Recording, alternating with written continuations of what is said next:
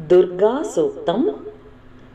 जातवेदसे सुनमा वसो ममराति यतो निदहाति वेदः स नः परषदति दुर्गाणि विश्वा नावेव सिन्धुं दुरितात्यग्निः तामग्निवर्णान् तपसा ज्वलन्तीन् वैरोचनीन् कर्मफलेषु जुष्टाम् दुर्गां देवीगं शरणमहं प्रपद्ये सुतरसि तरसे नमः।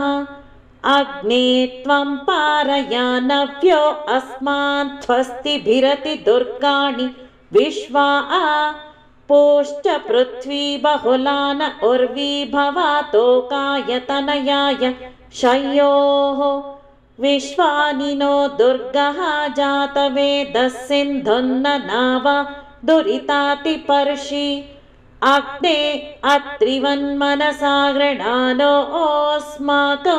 बोध्यविता तनूनां पृतनाजितगं सहमानमुग्रमग्निगं हुवेम परमात्सधस्तात्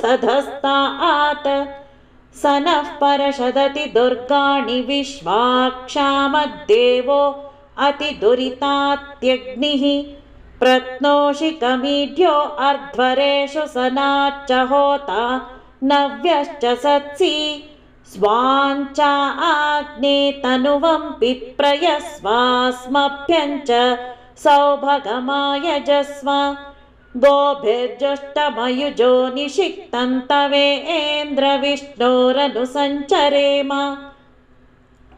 नाकस्य पृष्ठमभिसंवसानो वैष्णवे लोक इह मादयन्ताम् ॐ कात्यायनाय विद्महे कन्याकुमारी धीमहि तन्नो दुर्गिः प्रचोदयात्।